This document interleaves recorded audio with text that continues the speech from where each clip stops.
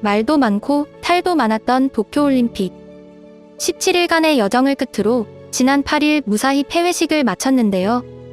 오늘의 이야기는 한국 남자 탁구 대표팀의 정영식 선수로서 이 선수는 현재 일본에서 큰 화제를 모으고 있습니다. 정영식은 미래에셋증권에 소속된 탁구 선수로서 2016 리우올림픽에서 개인전과 단체전에 대한민국 국가대표로 출전했었죠. 세계 랭킹 1위의 마룽 선수를 만나며 아쉽게 패배하였으나 듀스 게임을 3번이나 끌고 가는 대단한 활약을 보여주기도 했는데요.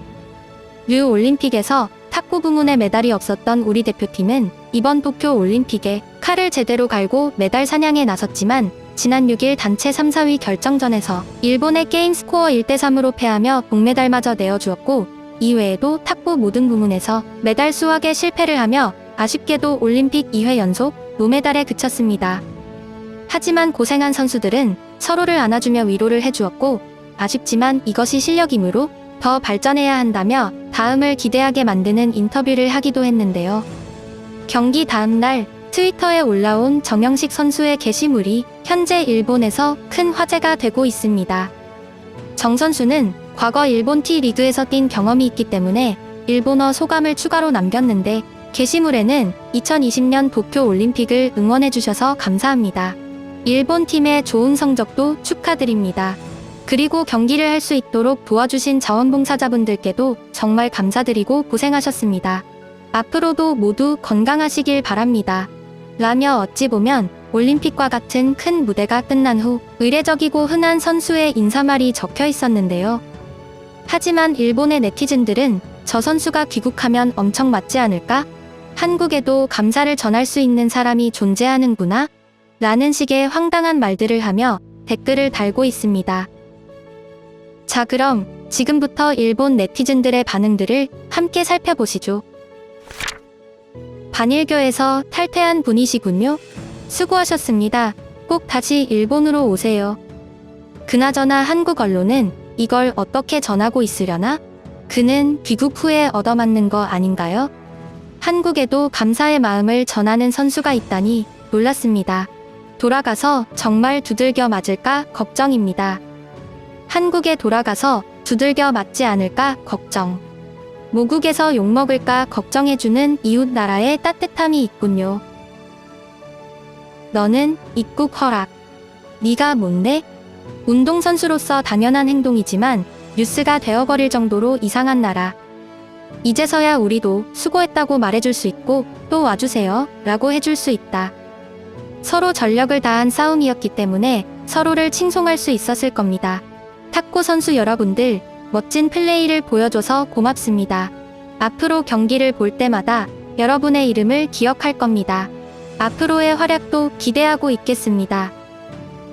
한국인치고 매우 드문 스포츠 정신이 있는 분이군요. 일본에게 어떻게든 잘 보이려는 짜증나는 연극일 뿐이다. 네 놈이 선두가 되어서 반이라는 멍청이들을 어떻게 좀 해봐라. 사람이 나쁜 게 아니라 국가가 나쁜 거군요. 속지 마세요. 결국 나라는 사람이 움직입니다. 이런 멋진 코멘트에 대해서도 나쁘게 말하는 일본인은 부끄럽다. 국가는 아니지만 각 개인을 보면 결코 나쁜 사람들만 있는 것은 아니다. 그리고 한국 야구 대표팀 관계자들은 꼭 본받았으면 좋겠다고 생각한다. 옛날 아르바이트 하던 곳에 한국 유학생이 있었는데 모국의 반일 교육에 대해 느끼는 것이 많다고 말했었다. 모두가 나쁜 사람들은 아니구나 라고 실감했던 사건이었습니다.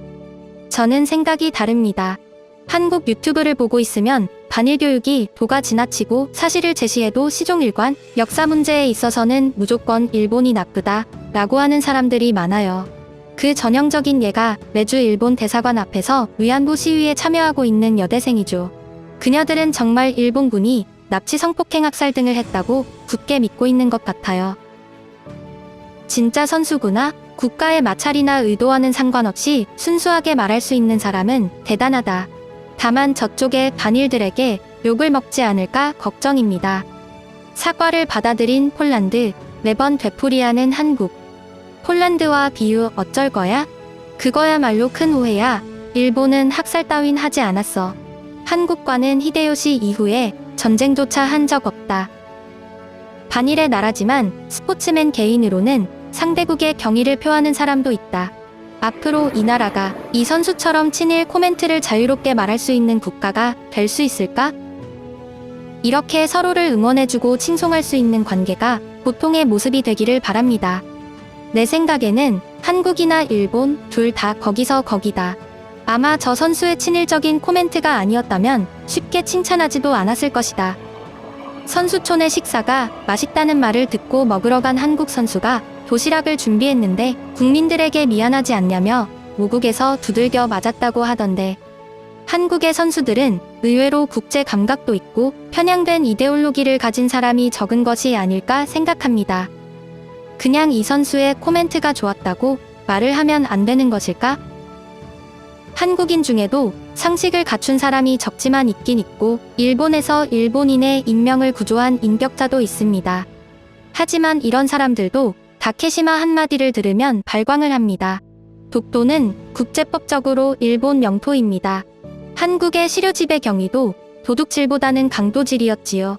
한일 관계 문제의 근본은 한국의 세뇌 교육에 있습니다. 그걸 바로잡지 않는 한, 특히 자신의 잘못을 인정하지 않는 한은 올바른 한일 관계도 우호도 있을 수 없어요. 이런 사람이 한국의 미래를 담당해야 관계가 한 번에 개선될 것이다.